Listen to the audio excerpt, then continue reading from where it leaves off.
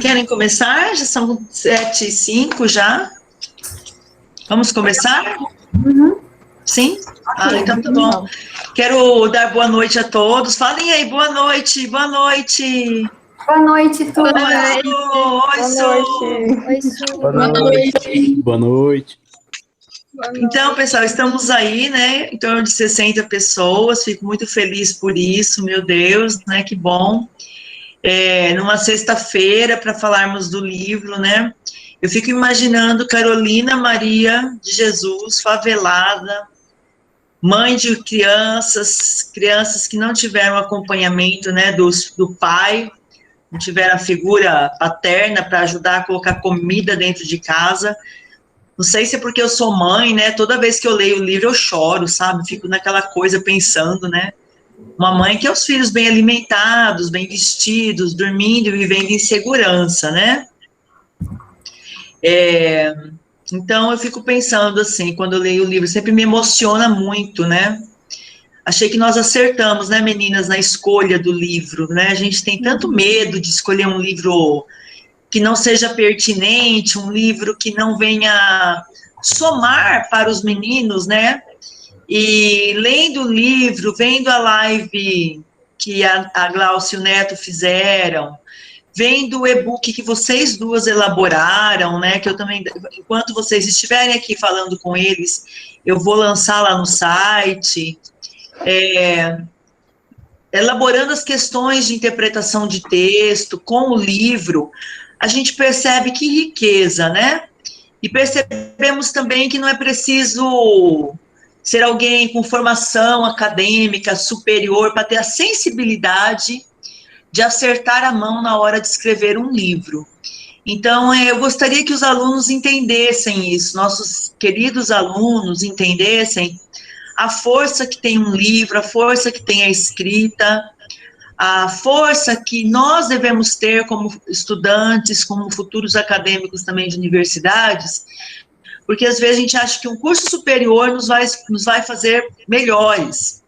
E a gente vê a Carolina Maria aí dando um baile na gente, né? Uma pessoa sem estudo, mas que conseguiu traduzir uma realidade com tanta precisão e com tanta sensibilidade.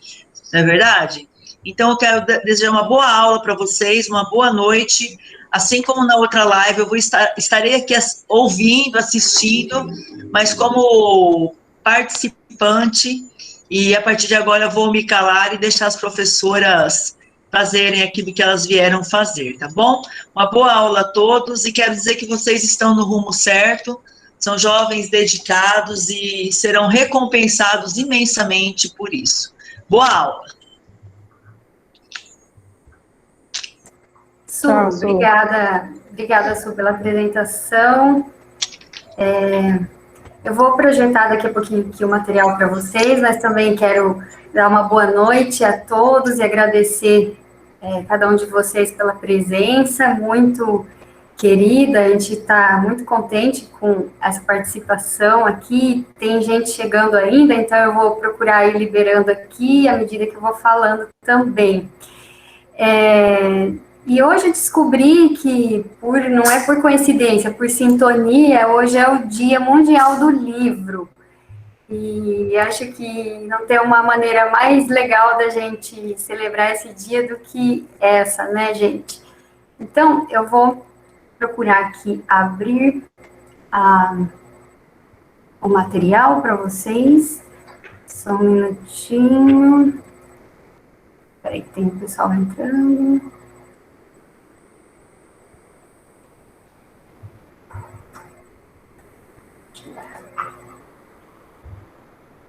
Acho que vocês estão vendo a apresentação aqui, né?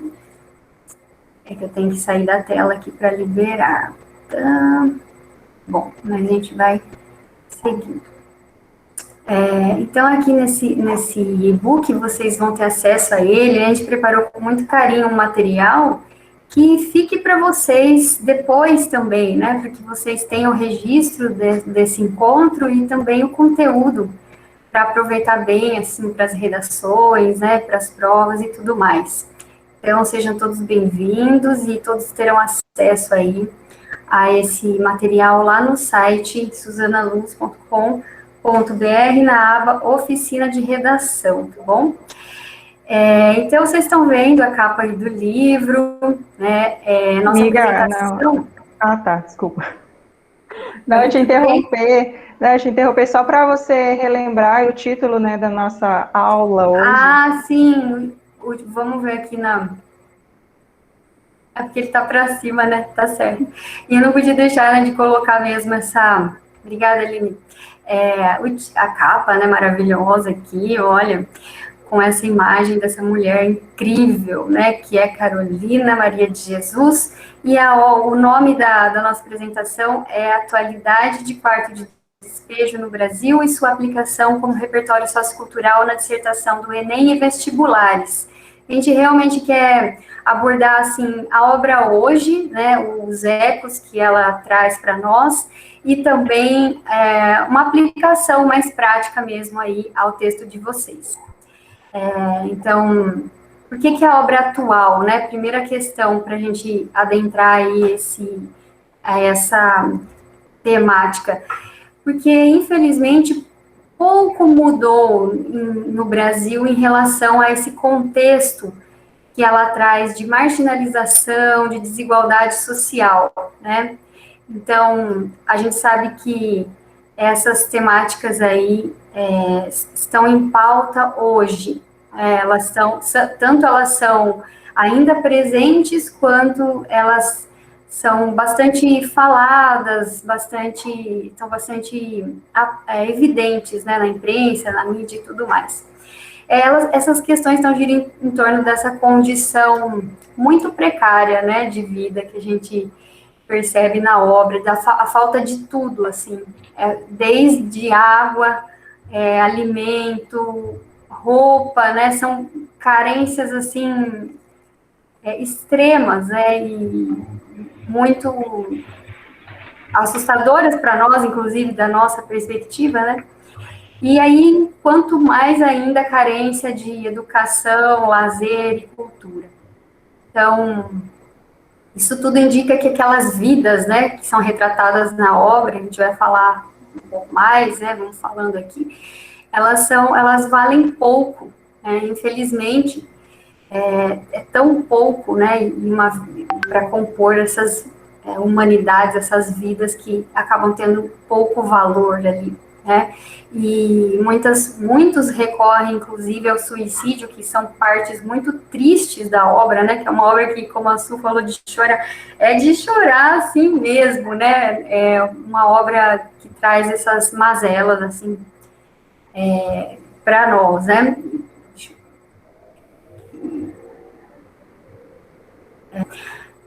Aqui, sobre essa apresentação aqui ainda, né, a gente percebe, então, que a repercussão em torno do livro vem aumentando, né, no contexto dessa manutenção desses problemas, infelizmente, décadas depois da escrita do livro. E a gente fez uma análise e a gente levantou algumas questões que foram aí pensadas, né, por nós. A gente acha que esse é um fenômeno, né, que acontece hoje, essa atualidade da obra, o fato dela estar sendo muito falada, né, e a gente levantou alguns pontos aqui do nosso contexto que explicam ou tentam explicar o porquê disso, tá? Nessa vertente aí de que hoje ainda a gente enfrenta os problemas de uma outra forma, né, do que o daquela época retratada, mas presentes ainda. Nessa imagem eu já vou voltar aqui, mas eu vou mostrando o texto sempre primeiro para vocês, para ir explicando, né, essa primeira questão que a gente pensou sobre a atualidade da obra é a visibilidade das pautas sociais. Então, hoje em dia, a gente sabe que as redes sociais, elas,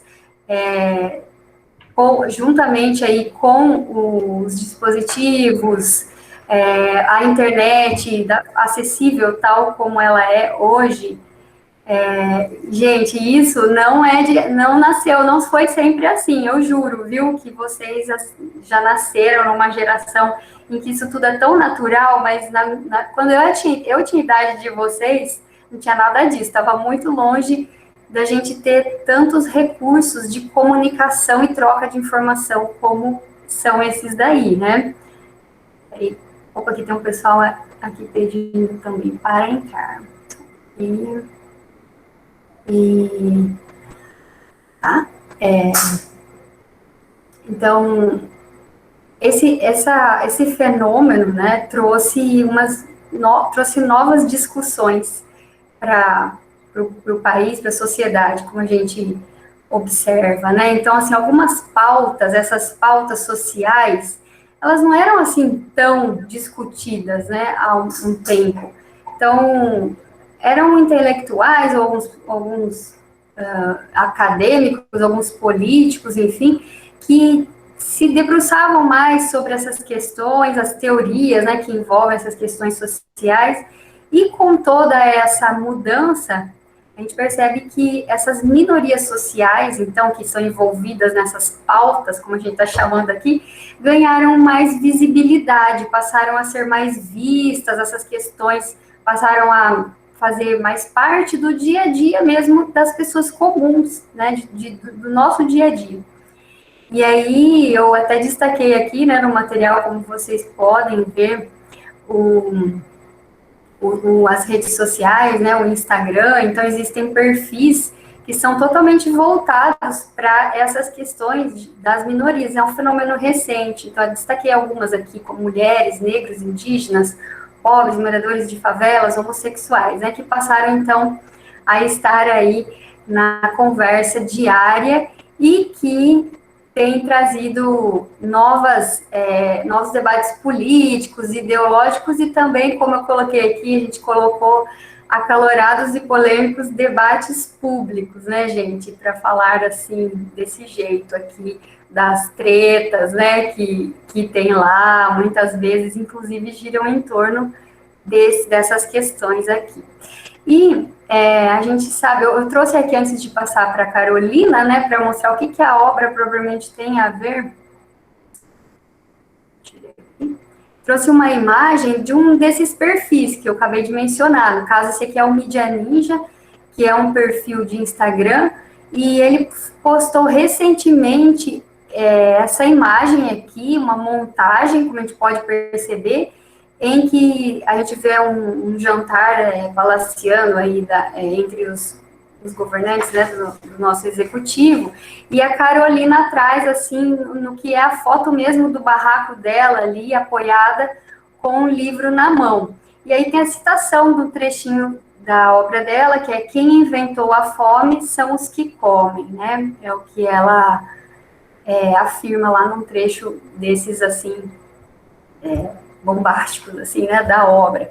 Então, uma montagem, então, que representa um pouco essa ideia que a gente tem em relação a essa atualidade da obra, ligada a essas pautas sociais, né, então, as questões aí das minorias que estão nas redes e tudo mais. E aí aqui, só para concluir, mostrar como que a obra entra nisso, né? Sem dúvida, a Carolina está super próxima a esse contexto, que foi uma mulher negra, pobre, mulher, né, negra, pobre, favelada, e o Quarto de Despejo aborda justamente a realidade de muitas pessoas como ela, e isso faz com que tanto ela como a obra sejam essa espécie de catalisadoras, quer dizer, ela, né, uma pessoa, uma obra que atrai muito a atenção na atualidade. Daí ela está presente numa postagem como essa daqui, né, que a gente viu, tá? Então, uma obra que já foi escrita há um tempo e em plena atualidade ela vem aparecendo daquela maneira, por exemplo, tá? Então, aqui também, uma outra questão que a gente imagina, né, em relação a essa atualidade, porque que a obra tem muito a dizer hoje, né, porque isso tem muito a ver com como está hoje o nosso mercado editorial, né? Parece uma coisa estranha, mas já foi até tema, viu, gente, desse curso aí, de redação Suzana Luz, né, coisas sobre publicações, mercado editorial, enfim, são temas, assim, desse jeito que a gente gosta, né, gente? Então, o que isso significa, né? Significa que nosso mercado editorial está vivendo uma fase diferente hoje, né? Passou a publicar muitos autores negros, principalmente autoras negras, né? E isso é uma coisa que sempre foi muito rara até então, e agora vem uma espécie de uma explosão mesmo, que a gente pode ver, inclusive, em números aqui daqui a pouco embaixo, né? Então, não só autores e autoras negras, principalmente autoras, mas também obras com essa temática têm sido muito publicadas.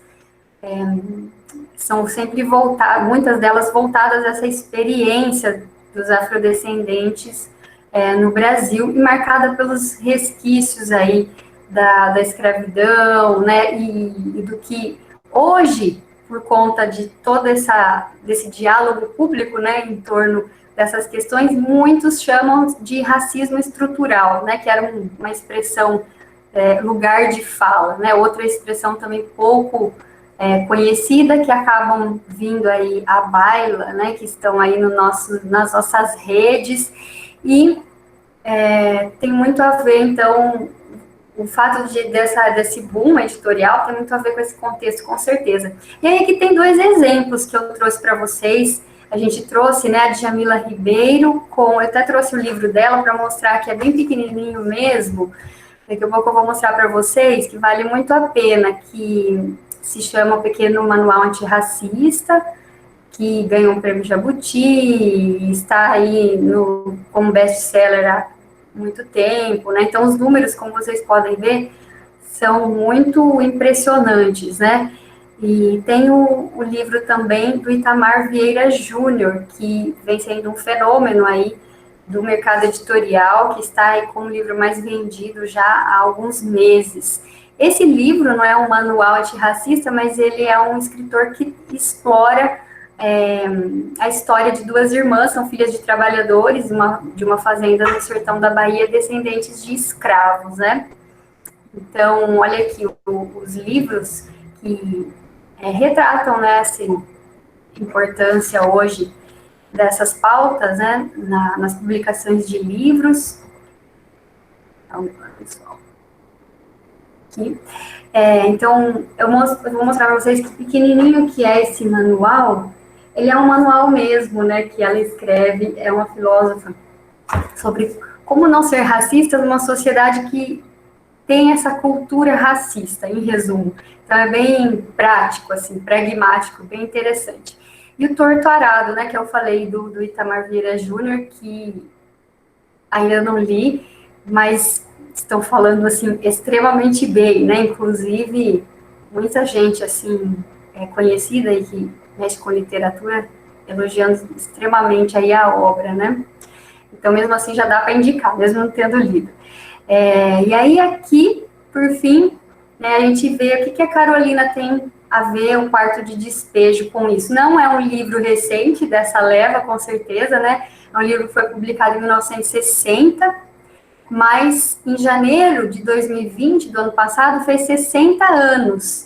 E ganhou essa edição que a gente mostrou ali, depois eu vou mostrar também uns detalhes dela, pela editora Ática, que é uma editora muito importante, que tem entrada nas escolas, né?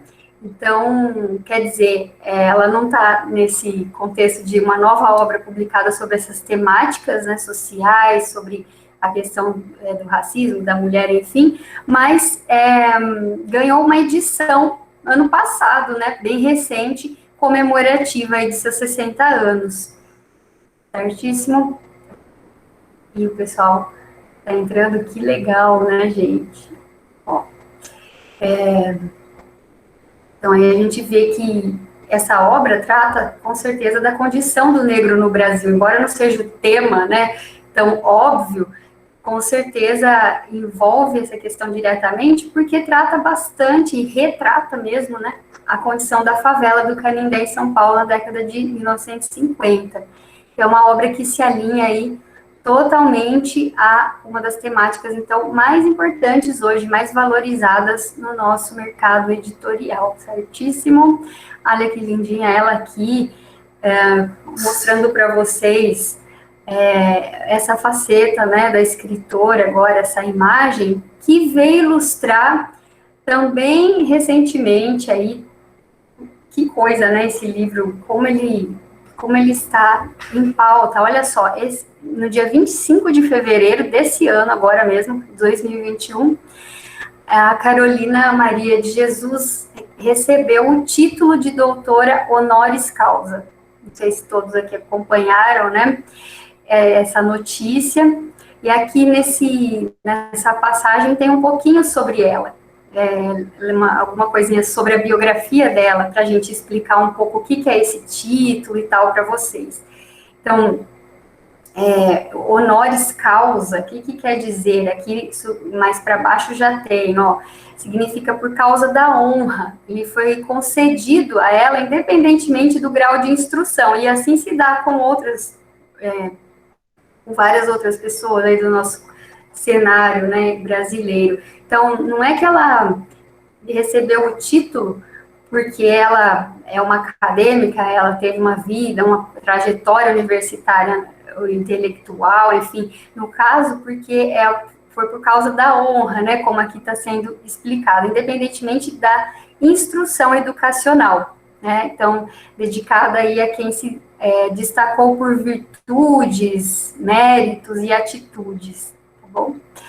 Então, aqui a gente vê que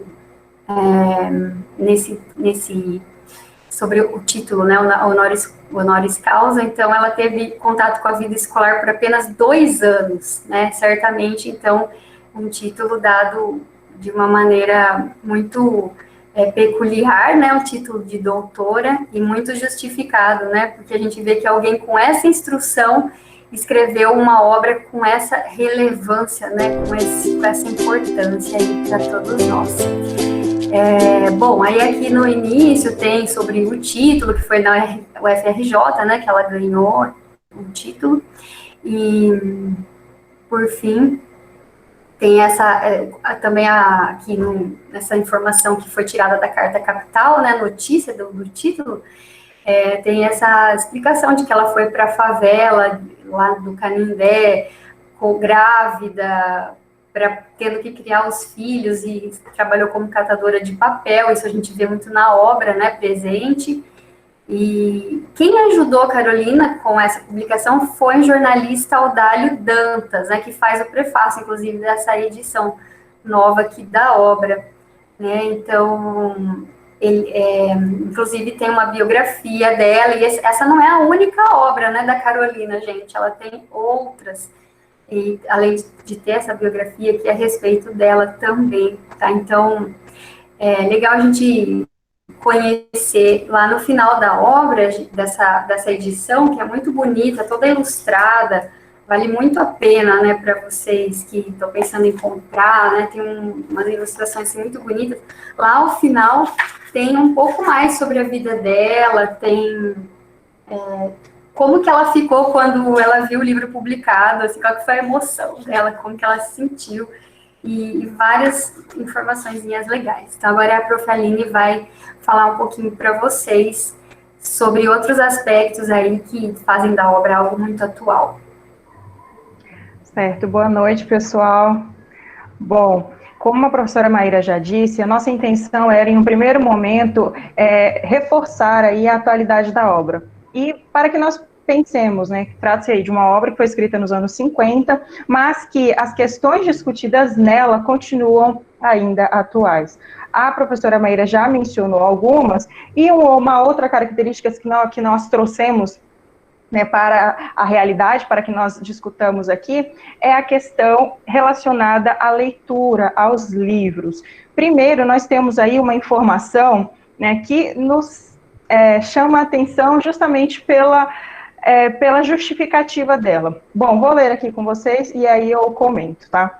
Ó, de acordo com dados da Pesquisa de Orçamentos Familiares de 2019, famílias com renda de até 2 salários mínimos não consomem livros não didáticos e a maior parte desses livros é consumida pelas famílias com renda superior a 10 salários mínimos. Então, basicamente, o que esse texto está dizendo é que apenas ricos leem livros não didáticos e compram, consomem esse tipo de produto, né? Neste sentido, dada a escassez dos recursos públicos, a tributação dos livros permitirá que o dinheiro arrecadado possa ser objetivo de políticas focalizadas, defende a Receita Federal no documento. O que nós temos aqui de informação? Nós temos uma informação da Receita Federal dizendo aí que a reforma tributária pode aumentar o imposto sobre os livros, que iria aí para cerca de 12%, algo assim. E, claro, a justificativa usada pela Receita Federal é que pessoas, que basicamente, assim, né, traduzindo, pessoas pobres não leem, apenas ricos são os leitores aí da nossa população, né? E, claro, isso foi criticado aí de várias maneiras, justamente porque nós temos aqui um claro exemplo nessa obra, que não são apenas pessoas ricas as que consomem a leitura, né, as que leem, que são leitores, inclusive escritoras.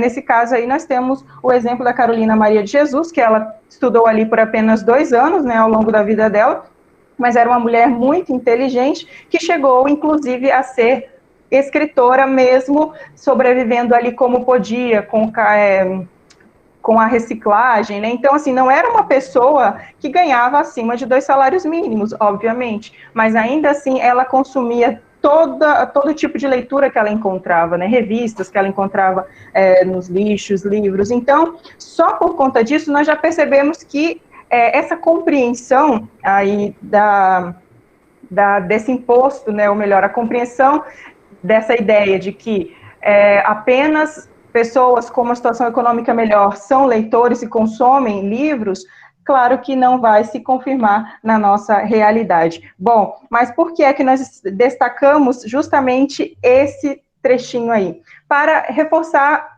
outros aspectos, talvez, principalmente em relação à importância da leitura para a construção, né, de um cidadão aí consciente, um cidadão com um posicionamento político claro, e, obviamente, né, a gente já pode também tentar ampliar um pouquinho aí a discussão e pensar que por o governo não incentivar, não estimular a leitura, obviamente, ele não está contribuindo para que essa formação educacional dos cidadãos se consolide, né? Inclusive, existem críticos aí a essa medida que dizem, olha, se a justificativa é que nós vamos taxar um produto que é consumido mais por ricos, então os pobres não serão afetados por isso, a gente pode questionar também por que então, que iates, helicópteros, jatinhos não pagam IPVA ainda, né? Então, assim, se você quer se você quer cobrar um determinado imposto com a justificativa de que apenas os ricos, né, pagarão por esse imposto, obviamente, a gente já consegue fazer esses outros questionamentos. Bom, então, pensando nisso, temos uma outra informação aí também muito importante, né, que houve um estudo aí que foi publicado recentemente que diz que, sim, houve uma queda no número ou na porcentagem de leitores no país, mas essa queda foi mais expressiva entre a classe A, entre as pessoas que estão aí com melhor condição econômica. Então, mais uma vez, a gente reforça, né, que a atualidade do livro, justamente porque ele nos propõe um questionamento em relação à validade desse tipo de medida que está sendo tomada nesse momento, ou que está sendo discutida, né, e que pretende ser colocada em prática aí. Nós temos uma mulher semi-analfabeta, autodidata, não apenas leitora, né, mas escritora também, e agora doutora pela UFRJ. E, claro, isso contraria todas as estatísticas e também se apresenta como uma clara crítica, né, por si a situação já é uma clara crítica ao descaso do Estado frente à educação. E a leitura serviu aí também como uma maneira de resistência, né, contra a ignorância que praticamente é imposta pelos governantes, porque a partir do momento em que eu pretendo aumentar os tributos em cima de um produto que possibilita aí, um melhor conhecimento e maiores possibilidades de de você evoluir enquanto cidadão, enfim, até mesmo em relação à sua profissão, à sua classe social, enfim, se os governantes não estimulam esse tipo de medida, a gente pode pensar que realmente trata-se aí de um cenário que está sendo imposto, mas Carolina de Jesus, ao demonstrar que, mesmo com todas as dificuldades que ela apresentava, ela ainda se tornou leitora, escritora e agora doutora, isso fica aí de exemplo para nós e também fica como um alerta aí para os nossos governantes em relação a essa situação. Certo? Bom, continuando então, né, nós chegamos, eu creio que ao ponto central da obra, Quarto de Despejo, que é a questão da fome. Aí nós voltamos àquela mesma situação já mencionada, né? É uma obra que foi escrita, então, nos anos 50, mas estamos nós aqui 60 anos depois, 70 anos depois, enfrentando o mesmo cenário. Nas últimas semanas, foi divulgada aí uma pesquisa, né, eu até anotei aqui para falar para vocês, quem fez essa pesquisa foi a Rede Brasileira de Pesquisa em Soberania Alimentar e Nutricional, que destacou aí que a fome cresceu pela primeira vez em 17 anos. Era um cenário que não ocorria desde 2004, né, e que agora, com a pandemia, ganhou força, e claro, nós temos aí uma média de mais de 100 milhões de brasileiros, quase metade da população, passando por um cenário de insegurança em relação à sua alimentação, né, seria basicamente isso, um cenário aí de insegurança alimentar. Não se sabe se amanhã essas pessoas vão ter comida na mesa, ou as próprias pessoas, na verdade, né, não sabem se terão que comer no dia seguinte. E isso é muito triste, porque nós vemos, olha, tanto tempo se passou, mas é exatamente esse cenário que é retratado no livro no livro Quarto de Despejo, de Carolina Maria de Jesus.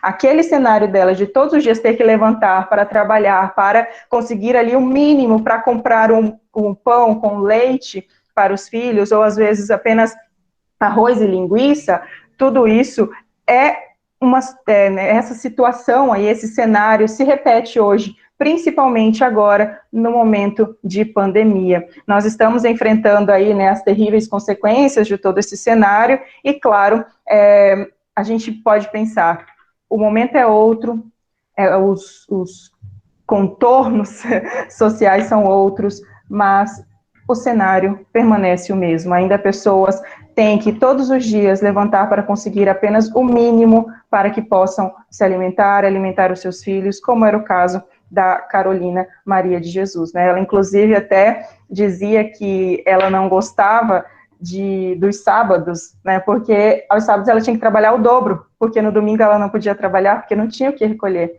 de reciclagem, né? Então, era basicamente isso.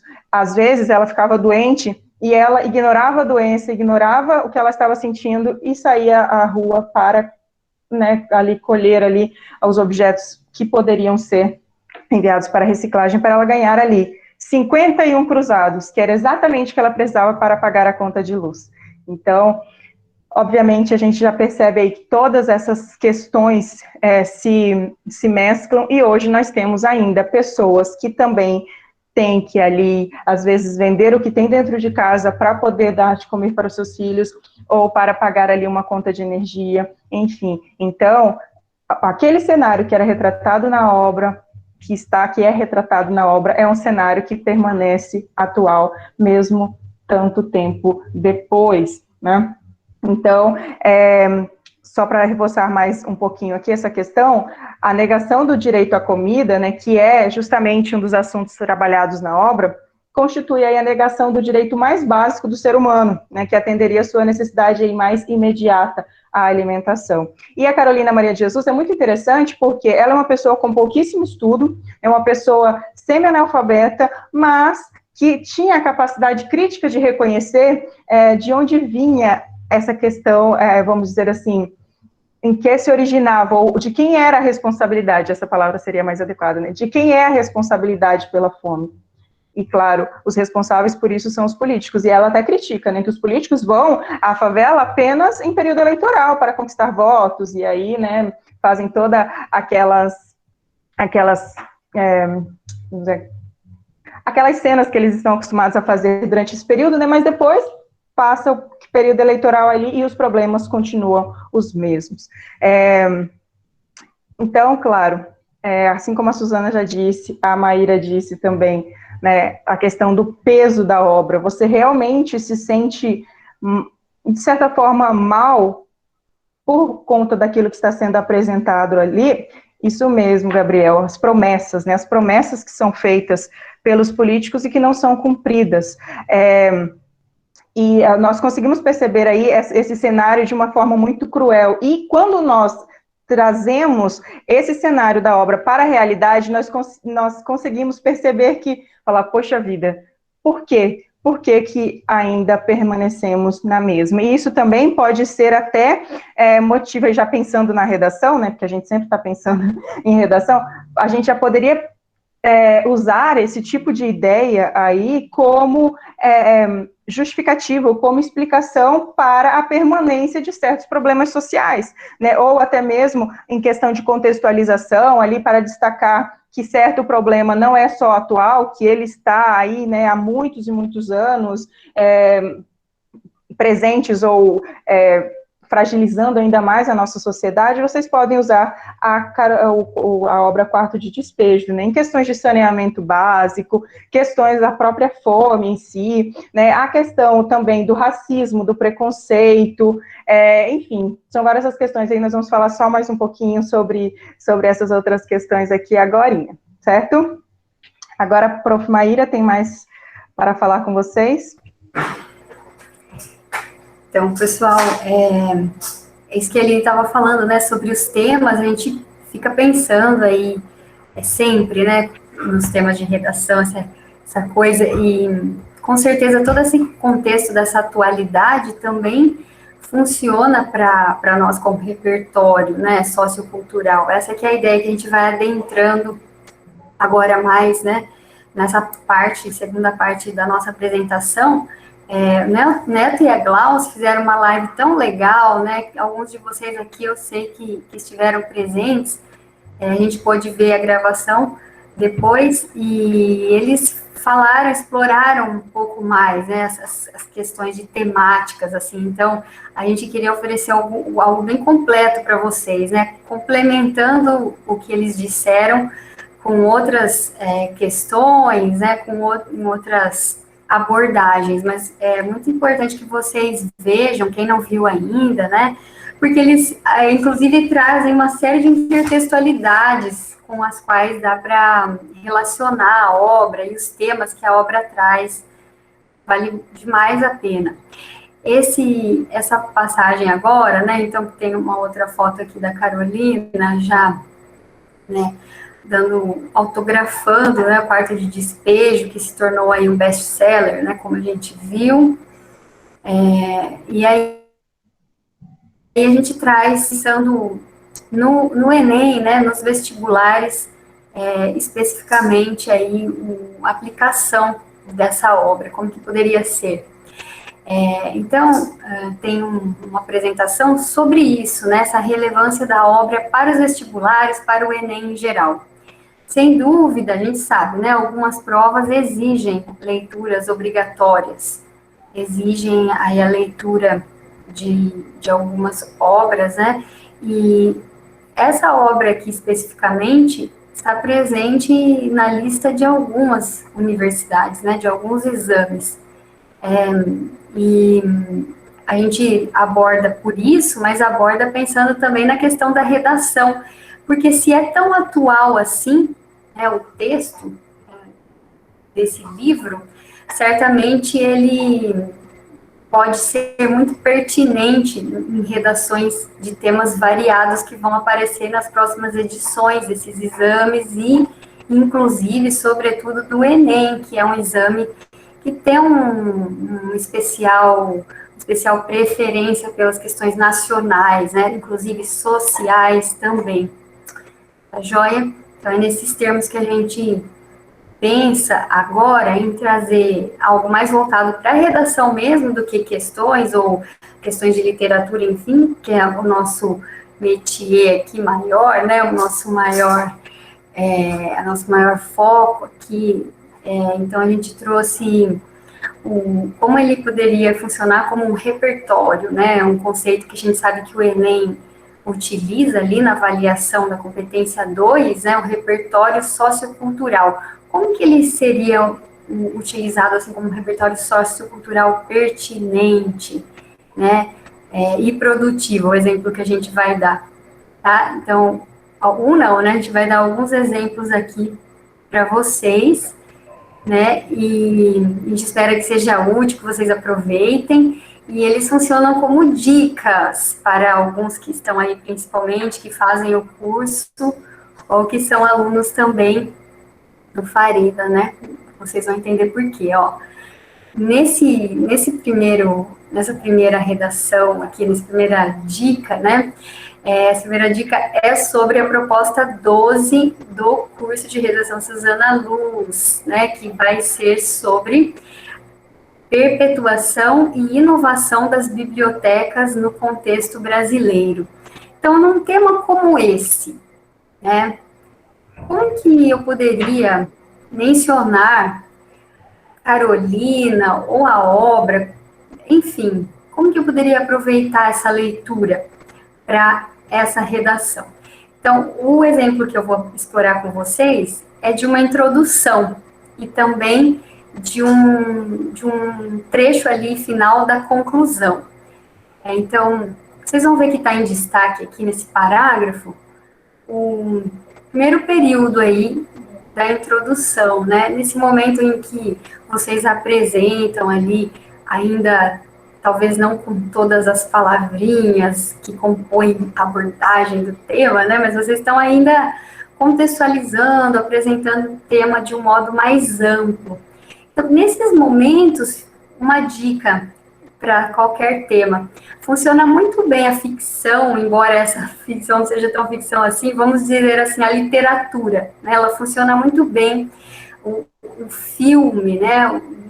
Uma obra assim, mais que traz a questão do tema, só que mais ampla, né? Não tão específica. Esse repertório mais específico funciona muito bem nos parágrafos de desenvolvimento, né? Então, aqui, quando você fala, puxa, tem um filme que eu gosto, eu conheço, mas ele não tem aquela abordagem certinha, mas é um lugar bom, ideal para utilizar.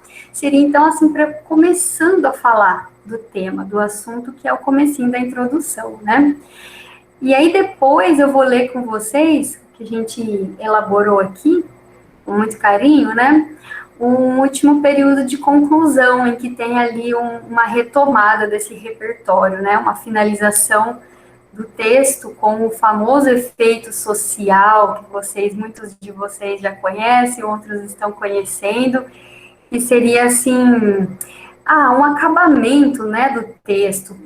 A gente tem que elaborar propostas, né, ao final da redação para melhorar as questões envolvidas ali no tema, na discussão, na argumentação.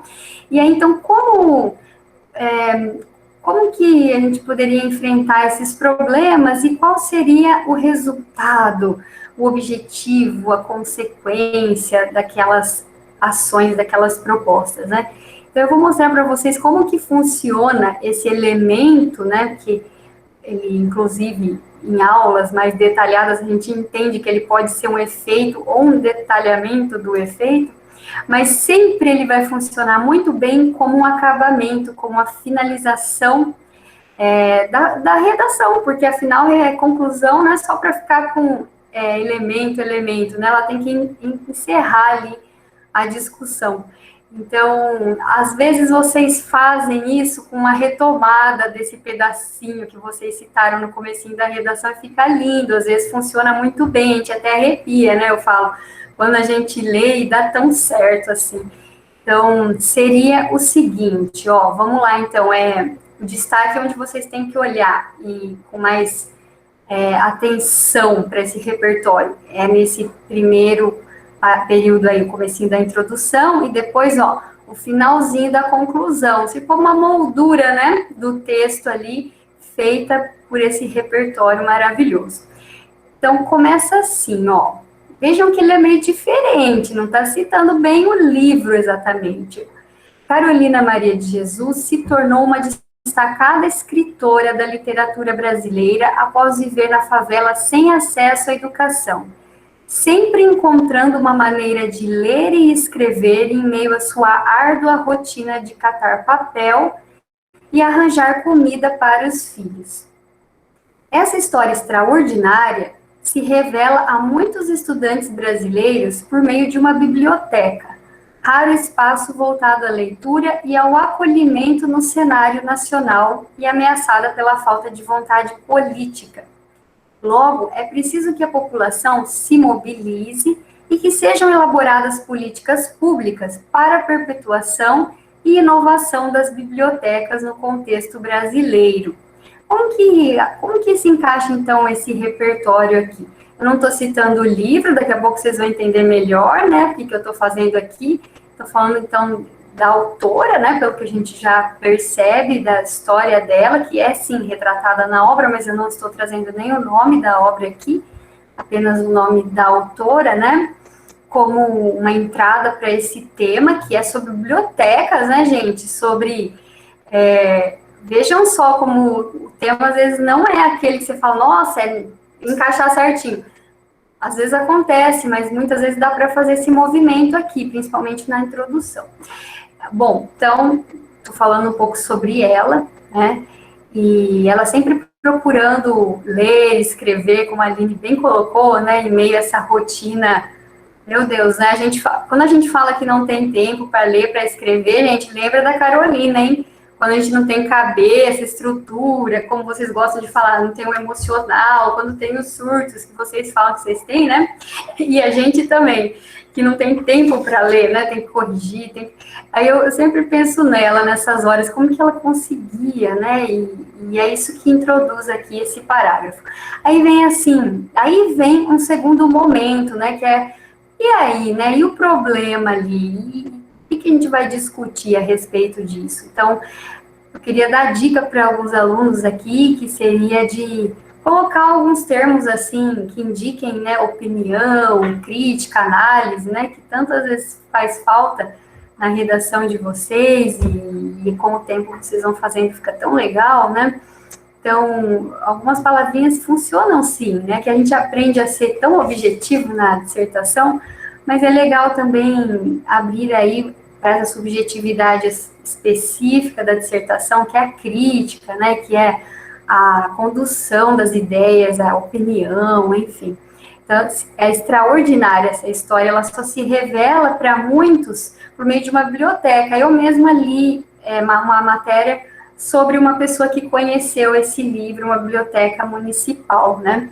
Então, é um espaço tão raro hoje, nosso, gratuito, né, voltado aí para a leitura, para o acolhimento, porque quando a gente for discutir esse tema no curso, vocês vão se surpreender, porque não é um espaço voltado à leitura e acabou, ele é tantas outras coisas, né?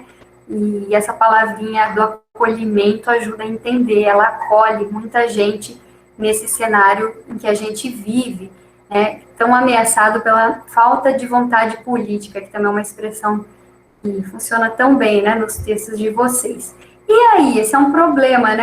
É uma problematização que vai aparecendo nessa questão de não existe muita vontade política, a biblioteca cumpre um papel, às vezes, fundamental e básico, né, na sociedade, pelo jeito, e é o único meio, muitas vezes, de alguém conhecer essa obra. Daí a relação que vai se estabelecendo entre o tema e esse repertório. E aí vem uma tese depois, que diz que, então, é preciso que a população se mobilize, a população precisa se mobilizar para que sejam elaboradas políticas públicas para a palavrinha-chave aí do tema, né, perpetuação, para que as bibliotecas continuem presentes no país e também que elas se inovem, né, que elas se renovem nesse nosso contexto, tá? Então, ficou essa dica para vocês.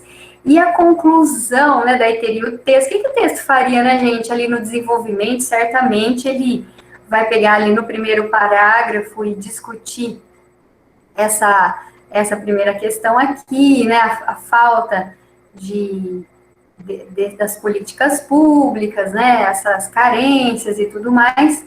E depois também, a população primeira mobilização, a importância da população se envolver com essa questão, a falta de um envolvimento, de uma mobilização, ou até a precariedade das bibliotecas, né, que vão exigir que a população que é a principal interessada se mobilize, isso pode ficar lá para o final, né, na conclusão.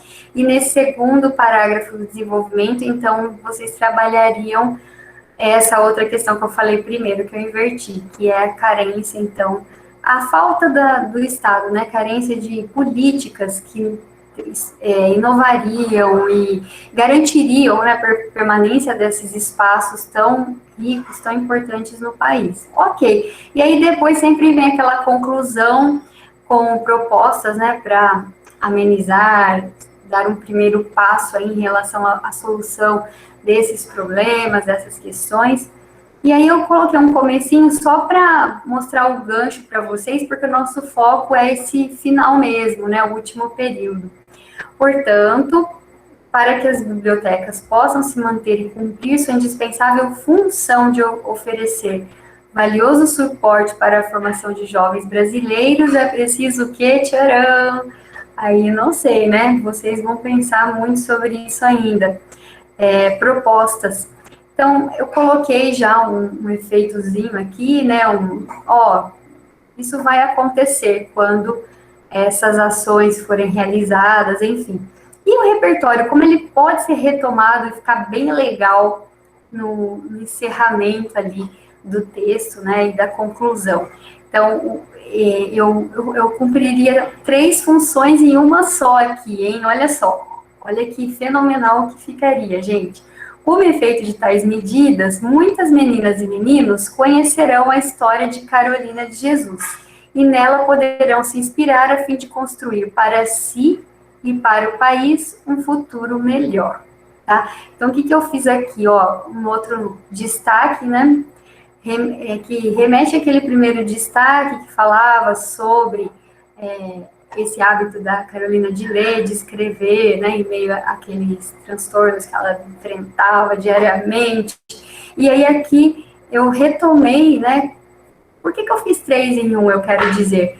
Eu retomei um repertório que eu coloquei. Puxa, aproveitei, então, não coloquei lá só porque eu sei que eu tenho que fazer isso, né? Ele faz tanto sentido na minha redação que, no final, ele aparece de outro jeito de novo. Então, é claro que a gente precisa desenvolver a habilidade para fazer isso, mas nós estamos aqui para isso, né, não? Então, eu não posso deixar de incentivar e estimular vocês. Então, daí esse acabamento, essa unidade, e o acabamento, a finalização, né, que é uma finalização para conclusão, que eu posso fazer sem repertório também, né? E aqui fica agregado ainda esse elemento para a competência 5, que vai funcionar, nesse caso aqui, como um detalhamento ainda do efeito social, né, um efeito aí mais amplo, né, em relação aí o que seriam as propostas. Aí aqui tem uma explicaçãozinha, antes de passar a palavra de novo para a Prof. Aline, que vocês viram que não é uma citação assim comum de um trecho da obra, mas é uma referência à autora, né, a Carolina Maria de Jesus aqui, que é uma personalidade da área da literatura. E isso, então, funciona muito bem como isso que é solicitado pelo Enem, por outras provas também, que se chama repertório sociocultural legitimado, né? Então quer dizer que eu posso falar um pouco sobre um autor, assim, ou uma personalidade importante de uma área, por exemplo, da geografia, da história, com certeza, né? Não só as teorias, os conceitos, os trechos que essas pessoas escreveram, mas sobre elas, né, também é possível falar algo, de preferência deixando muito clara a área, né, do conhecimento aqui, que no caso fica muito evidente que é a literatura. Joia?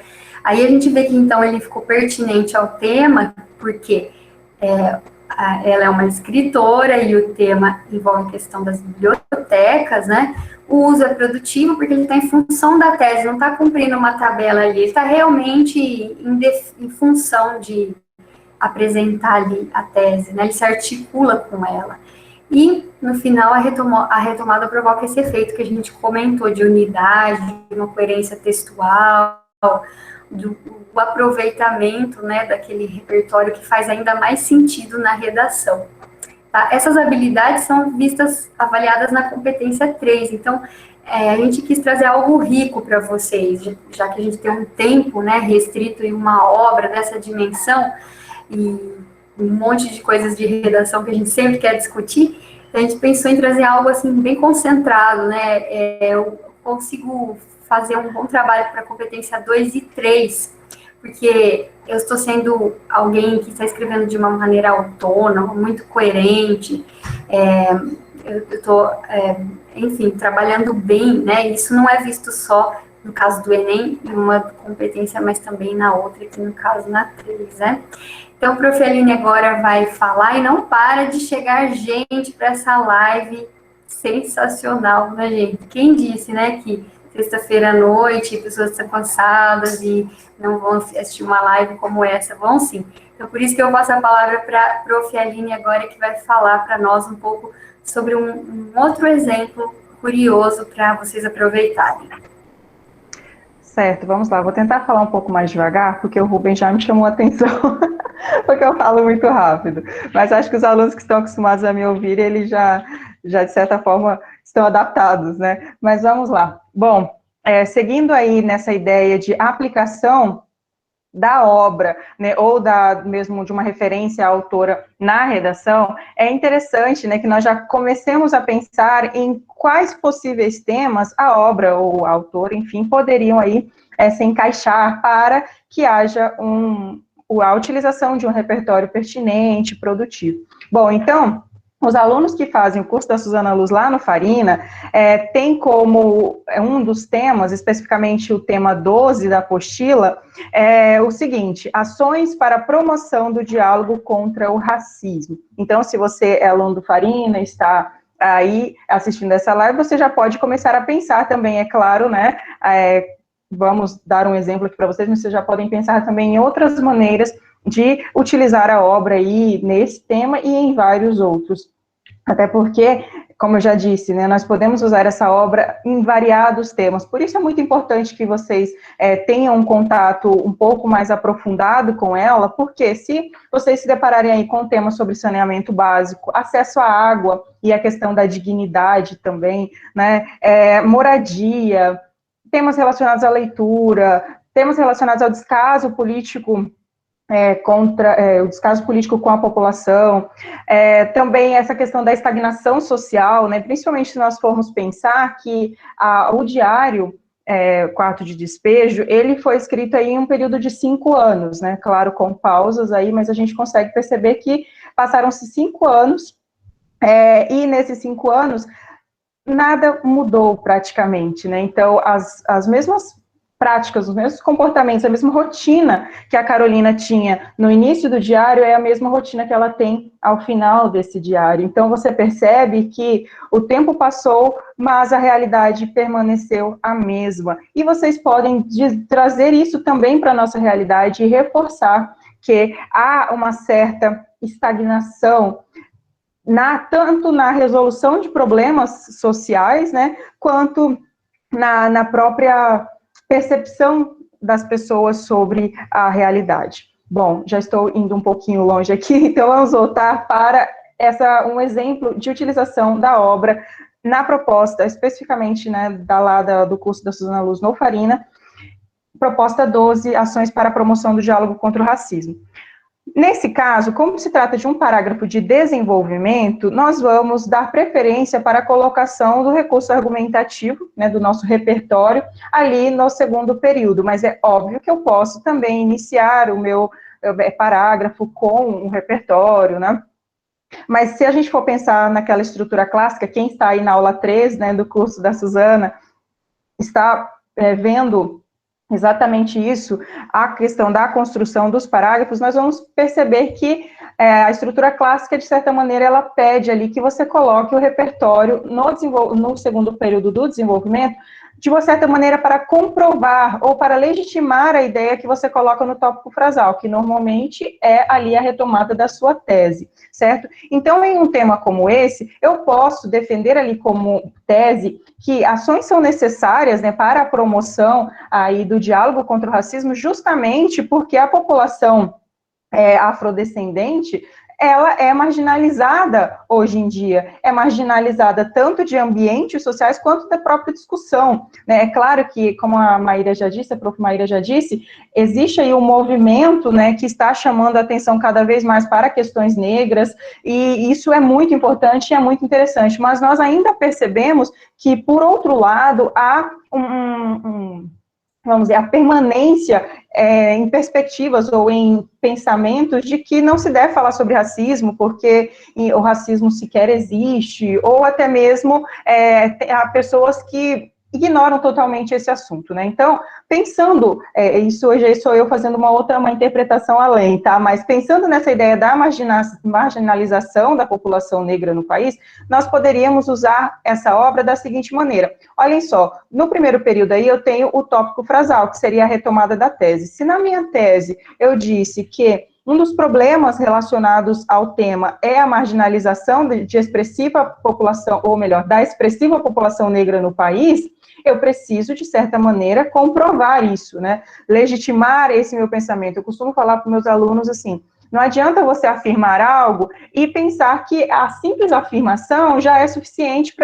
para comprovar a relevância ou a importância ou até mesmo a validade desse seu posicionamento. Você precisa recorrer às áreas do conhecimento para fazer isso, né? Não adianta falar, olha, a população negra no país é marginalizada. Ok, mas como você comprova isso? De que maneira você pode me dizer os motivos, né, pelos quais aí você tem essa percepção, você tem esse posicionamento? E a obra Quarto de Despejo, ela vai servir justamente nesse momento para comprovar aí essa afirmação. Então, vamos lá, olha só, o parágrafo é o seguinte, primeiro parágrafo, né, normalmente de desenvolvimento, mas poderia ser aí o segundo também. Eu estou falando isso só por conta do nesse sentido, né, mas considerando aí que o nesse sentido é um elemento sequencial, a gente pode entender tanto em um quanto em outro parágrafo de desenvolvimento. Nesse sentido, grave e preocupante é a marginalização da expressiva população negra no país, a qual, infelizmente, ainda não foi superada. Tal questão fica evidente em Quarto de Despejo, de Carolina Maria de Jesus, obra extremamente atual que relata as agruras enfrentadas nos anos 1950 pela população favelada, predominantemente negra. As histórias contadas nesse diário, que se tornou livro, denunciam a segregação social daqueles que compõem metade da população nacional. Logo, a exclusão dos afrodescendentes, que se iniciou no Brasil colônia, se mantém ao longo da história, assumindo diferentes contornos. O que é que eu tenho aqui, então? Eu tenho a afirmação de que há uma marginalização da população negra que ainda não foi superada. Por que ela ainda não foi superada? Justamente porque eu tenho uma obra que retrata os anos 50 no Brasil, que, de certa maneira... Voltou, será? Deixa eu ver. Travou aí também, né? Ixi, a Aline ficou com a boca aberta ainda, né? Que azar, ela gente. vai ficar muito brava, ela é invocada com essas coisas. E será que ela sabe que ela está travada ou ela continua? Eu vou tentar falar com ela aqui. Eu estou achando interessante essa... Não, longe, como assim? O que foi? Ah, Christian, claro, claro que dá para a gente tirar print, né? Com certeza. Eu estou achando interessante essa abordagem que vocês estão fazendo, porque a hora que a gente colocar esse material disponível para eles lá no site, eles vão ficar copiando essas estruturas de parágrafo aí, eu quero ver depois, né? Mas é isso mesmo, é interessante eles perceberem que nesse primeiro momento a gente começa com a ideia, né? Às vezes vocês querem começar direto para o desenvolvimento colocando o recurso argumentativo. E essa estrutura aqui, para mim, pelo menos, eu sempre defendo ela, que ela é a mais lógica, ela vai conduzindo o leitor, né? Pode continuar, Aline, que eu não aguentei, eu tive que dar opinião aqui enquanto você estava... Aline, não é por nada não, mas teve pessoal que fez print aí com você, com a boca aberta, tá? Ah, Senhor, pelo amor de Deus, eu estou tomando o maior cuidado aqui para parecer minimamente bela, e aí vocês fazem isso. Para mim não está aparecendo mais a apresentação do documento, eu não sei o que Para mim aconteceu. também não. Só porque eu Desculpa, falei gente, que eles iam copiar, né, o trecho já para colocar, né? Desculpa, tá, gente? Meu computador desconectou da internet, simplesmente. Foi basicamente isso. Mas é para dar mais emoção. O ensino à distância tem essas situações, né? Mas a gente dá conta. Com a graça de Deus, estamos dando, né? Com certeza. Minha internet está fraca também, né? Nós e as tecnologias. Maíra, só para... Está tentando, né? Colocar Ah, já tá, beleza. Ótimo. Então, como a Su estava defendendo, né? Não coloquem o recurso argumentativo no começo. Não, mas realmente essa é a estrutura mais, digamos, segura, né? E mais... como seria a palavra? Mais lógica, eu falo em lógica mesmo. Lógica e eficiente também, exatamente, para você apresentar a sua ideia, né? Partindo ali do seu tópico frasal, recurso argumentativo e uma conclusão aí em relação ao que você acabou de mencionar, certo? Então, a gente consegue perceber esse percurso histórico, né, que eu estava mencionando anteriormente, justamente nesse parágrafo aí. E, claro, a menção à obra já traz aquela legitimidade que nós tanto buscamos no nosso repertório, né, justamente porque essa citação, que não é literal, né, que trata-se aí de uma citação que vai trazer a obra em si como referência, e não um trecho específico dessa obra, vai constituir repertório sociocultural legitimado justamente porque está associado às áreas do conhecimento, como a Maíra já disse, se trata aí, né, de um repertório da área da literatura. Então, claro, já atende aí esse critério de legítimo ou de legitimidade. É pertinente porque tem a ver com o tema, né? Uma das maneiras de a gente explicar essa questão da pertinência tem a ver com o tema? Se tiver, nós já temos ali um repertório pertinente. Se o tema é ações... só volta um pouquinho aí, Maíra, para mim, fazendo favor. Isso, obrigada. Ações para a promoção do diálogo contra o racismo, nós estamos falando de população negra, nós estamos falando de pessoas que sofrem todos os dias, né, por conta da sua condição ou até mesmo da sua cor de pele, né, principalmente pela sua cor de pele. Então, nós temos um repertório também pertinente. Ele é produtivo porque ele está confirmando aquilo que eu havia mencionado lá no meu tópico frasal, de que existe aí sim uma marginalização expressiva da população negra no Brasil, ou uma marginalização da expressiva população negra no Brasil, que ainda não foi superada. Tanto é que eu tenho uma obra dos anos 50 que retrata isso, eu tenho ali a menção ao Brasil Colônia, que também traz o mesmo cenário, e hoje nós temos ainda uma situação de marginalização da população negra. Claro, então, ao longo da história, esse tipo de situação aí permanece assumindo diferentes contornos, certo?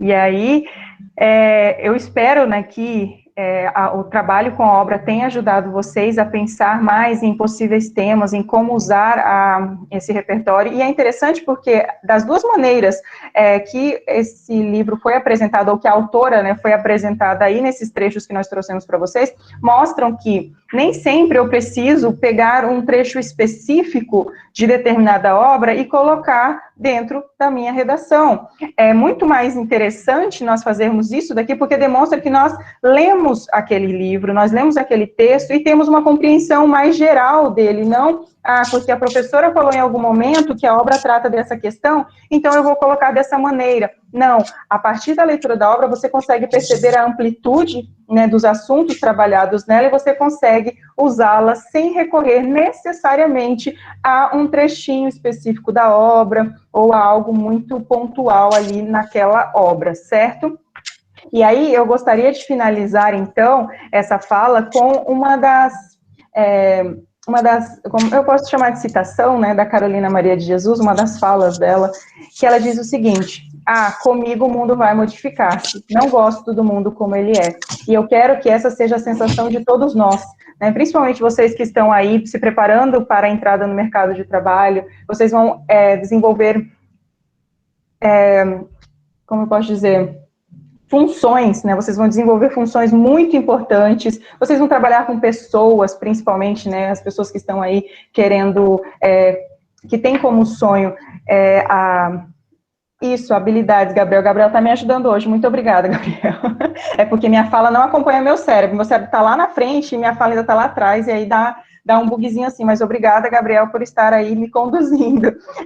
Exatamente. Vocês vão desenvolver certas habilidades que vão requerer de vocês uma postura ou uma visão de não comodismo, né? Vocês vão precisar o tempo todo estar pensando aí que, ok, nós temos que enfrentar certas dificuldades, mas nós podemos fazer deste mundo um mundo melhor, a partir da maneira como nós compreendemos o outro, a partir da maneira como nós tratamos o outro, e claro, a partir desse não gostar do mundo como ele é, nós vamos conseguir aí, de certa maneira, ser a mudança que todos queremos ver, porque nós podemos perceber, ok, talvez, pela empatia, Gabriel, também, exatamente, principalmente na área da medicina, né, a empatia ela é extremamente importante, e nós vamos trabalhar na semana que vem também, né, um tema sobre como a tecnologia pode tornar os atendimentos, né, em saúde mais humanos, né, então, a medicina seria ali a medicina mais humana com o auxílio da tecnologia. Então, olha só como a gente já começa a fazer os nossos links aí internos em relação aos próximos temas. Certo? Então, eu gostaria que vocês tivessem essa postura também, e voltando a falar sobre a Carolina, né, ela modificou o mundo de certa maneira. Ela fez com que nós percebêssemos uma realidade que está, de certa maneira, evidente, mas muitos não prestam atenção nela.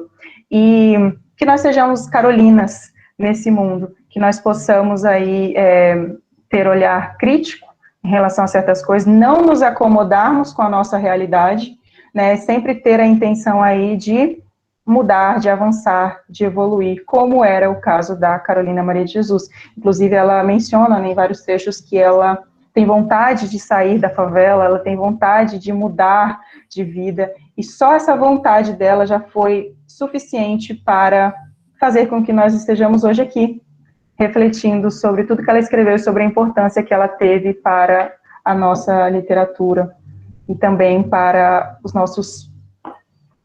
nossa visão, nossa percepção de mundo, né? E aí é o que a gente sempre ouve por aí, né? Um dos fatores mais interessantes da obra é que nós, pela primeira vez não, mas, né, principalmente porque a gente está pensando nessa questão de relevância, nós tivemos ali uma obra que falava sobre a pobreza, sobre a fome, a partir da perspectiva da pessoa que sofre com essas situações. Nós podemos ler outros livros aí de outros autores que trabalharam questões relacionadas à fome, à miséria, né, a todos os problemas enfrentados pela Carolina, mas eles não falam em primeira pessoa, eles falam a partir da percepção que eles têm em relação àquele problema, mas com essa obra nós conseguimos entrar ali naquele mundo e ver como é que a Carolina de Jesus, ela percebia e ela entendia todo esse cenário. Certo?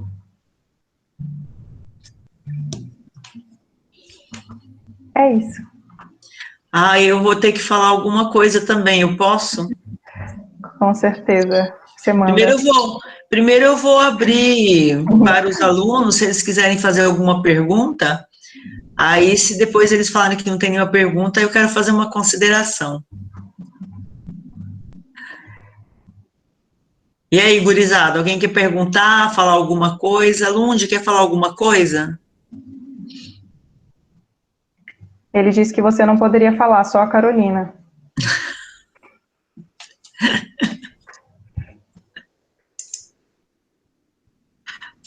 Credo, por quê, Lund? Você tá chato comigo hoje, hein?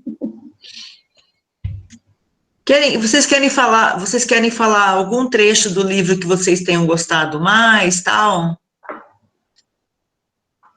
Olha, deixa eu pegar aqui. São vários, né? Mas, peraí, deixa eu ligar aqui. Eu tinha falado antes, pode ser. Pode ser o quê, Gabriel? É Lund, né? Lund Gabriel. Eu posso falar? Pode falar. Estão me ouvindo bem? Sim. Sim. Então, muitos momentos no livro ficaram presos na minha cabeça de tipo, como uma pessoa consegue viver numa condição daquela maneira, né? Tipo, por exemplo, quando a filha dela fala pra ela, mãe, por que que a senhora não me vende pra tal pessoa? Porque lá tem comida boa. Aquilo, eu fiquei pensando naquilo, falei, cara, a que ponto uma pessoa fala pra própria mãe pra vender ela pra ela poder comer bem? A que ponto essas pessoas sofrem nesse nível?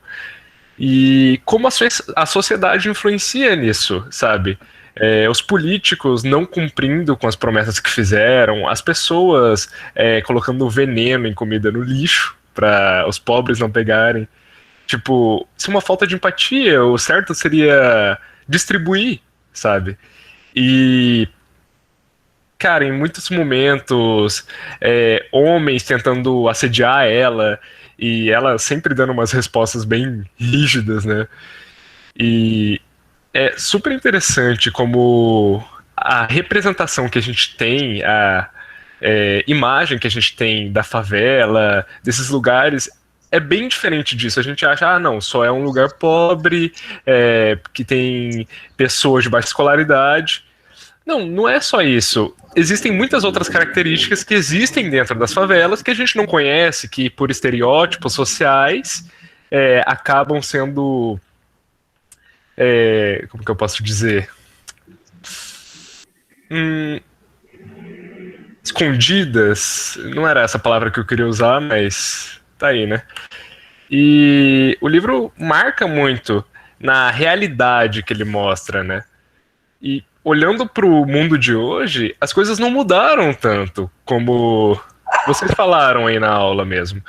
As dificuldades continuam as mesmas e não parece que tem algum movimento muito Concreto. concreto. São movimentos mais assim, tipo, pessoas conscientes se juntando, sabe, grupos se juntando para tentar fazer alguma coisa, mas sem o auxílio do governo, por exemplo, sem auxílio de leis que ajudem pessoas mais empobrecidas, pessoas de baixa classe social. Então, eu acho que é isso. É uma realidade, né? A pobreza é uma realidade e é algo que não deveria acontecer. Provavelmente não. É um produto do capitalismo, né? Só que, não do capitalismo, porque tudo na teoria é lindo, belo, só que quando você chega e coloca na prática, existem os valores humanos. O que eu estou disposto a fazer para pegar dinheiro? O que eu estou disposto a fazer para poder chegar onde eu quero chegar? E aí começa a vir a questão do ego e de problemas de caráter, problemas psicológicos e entre outros, né? Ok, obrigada, Lund. A gente está aí quase que estourando o nosso tempo já, porque a gente propôs até 8h30, passou rápido, hein, meninas? Quando está interessante, é isso que acontece, né? Parece que começou agora, né? Parece que tem 10 minutos que a gente está aqui, e nós estamos verdadeiramente a 1h30 já, né? Então, assim, eu quero falar... Depois eu quero só um pouquinho. Tá? Sim. Não, então pode falar, antes que eu comece o percurso de agradecimentos, né?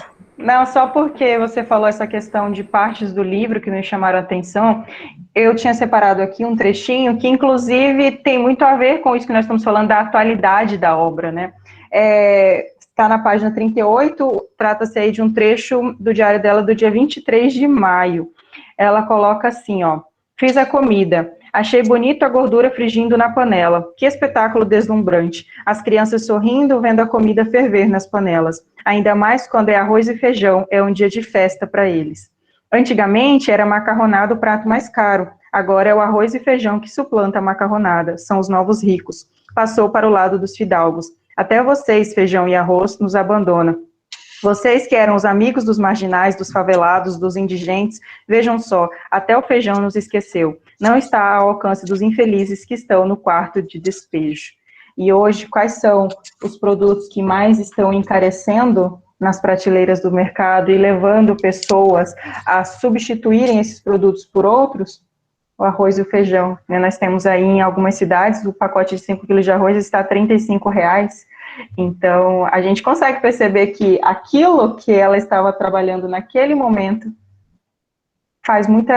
tem muita semelhança com o que nós vemos hoje. E essa questão que ela fala em vários momentos, né, de que se trata de um momento de festa, as crianças ficam muito felizes quando ela prepara uma comida ali, ou seja, quando tem uma comida para eles comerem, né, é realmente algo que nos choca bastante. Bom, mas é só essa questão mesmo, entre as várias outras, os vários outros trechos do texto que chamam muito a atenção e que nos levam a pensar exatamente nessa repetição da história. Isso. Quero agradecer a todos os alunos e outras pessoas também que fazem parte aí desse clube que nós montamos, né, e eu tenho a sensação de que ele vai se expandir. Agora nós vamos falar sobre o livro do Mia Couto, em mais 2 encontros, e no semestre que vem eu vou lutar muito para que as professoras, a minha equipe, aceite, né, que a gente trabalha o livro de contos Felicidade Clandestina, da Clarice Lispector, e o outro eu vou deixar para elas escolherem, né, eu vou defender um livro, aí o outro eu vou aceitar que elas escolherem de bom grado. Não posso falar elas porque tem o Neto no meio da equipe, né, então nós vamos escolher juntos os livros. E alunos, nós aceitamos sugestões, inclusive, né. A observação que eu queria fazer para a gente... Ô, Maíra, você pode tirar o olho em cima do Lund, que ele é meu aluno, tá bom? Vocês ficam assediando aí. Eu fico com ciúme, o aluno é meu, tá bom? Não vou dividir com ninguém, não. Não vem dizer que você gostou do que ele falou, porque o Lund é totalmente meu e acabou, tá? Então, tudo bem. Tá? Ainda bem que Você tem que avisou aceitar essa situação. Tá bom. Eu quero que depois, eu até vou colocar uma foto para vocês no grupo depois. Eu quero uma foto muito interessante, que é a foto de Clarice Lispector do lado de Carolina Maria de Jesus. Uma foto que as duas fizeram, exatamente em lançamento de livros. E eu quero lembrar a vocês que tanto uma quanto outra foram alvo, né, de muito preconceito na hora de se publicar um livro. Clarice Lispector ficou com Perto de um Coração Selvagem para lá e para cá por meses, até que alguém resolveu publicar o livro dela. Mas é óbvio, evidente, não posso nem ser idiota, boba, de fazer uma comparação leviana, porque depois que Clarice se lançou como escritora, por ela ter sido viajada, por ela vir de uma família abastada não, que a família dela era pobre, mas por ela ter o esposo que era uma pessoa relacionada à diplomacia. Então, a Clarice morou em Nápoles, na Itália, morou em Berna, na Suíça. Era alguém que tinha comida em casa, era alguém que se vestia bem. Clarice era uma mulher que andava sempre bem maquiada. Depois que se separou do esposo, veio morar no Rio de Janeiro, tinha 2 ou 3 pessoas que cuidavam dela, porque ela era assim meio avoadona, então alguém tinha que comprar a comida, alguém tinha que fazer a comida, alguém tinha que lembrar que ela tinha que se alimentar e tudo mais, né? Então, ambas sofreram para entrar um pouquinho nesse mercado editorial. Mas Aline e Maíra, e se tiver mais alguém participando aqui, que seja mais velho um pouco, mesmo não sendo professor, não faz mal, vou abrir a voz para todos. Eu queria que vocês me apontassem um livro da nossa literatura, um livro. José de Nicola, olha, eu vou até falar para você, Massô Moisés na faculdade, o Alfredo Bose também na faculdade, mas vou pegar aqui na minha estante, Hernani Terra, esses autores de literatura para o ensino médio, me mostra um que tenha apontado Carolina Maria de Jesus como autora brasileira para ser lida e estudada.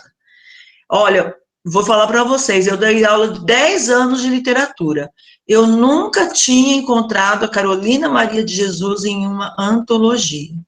Porque, sim, aqui no Brasil, não se dá voz aos pobres. Você tem que ser professora da Unemate, professora da UFMT, ou ter um sobrenome de bastante relevo, para aqui em Cuiabá você conseguir ter uma obra sua publicada. E a Carolina Maria de Jesus, a todo momento que ela tinha oportunidade, ela falava sobre isso. Eu não tenho dinheiro para publicar o meu livro. Eu não tenho dinheiro para publicar o meu livro. Né? Então, assim, hoje é evidente, eu quero que os alunos estudem isso.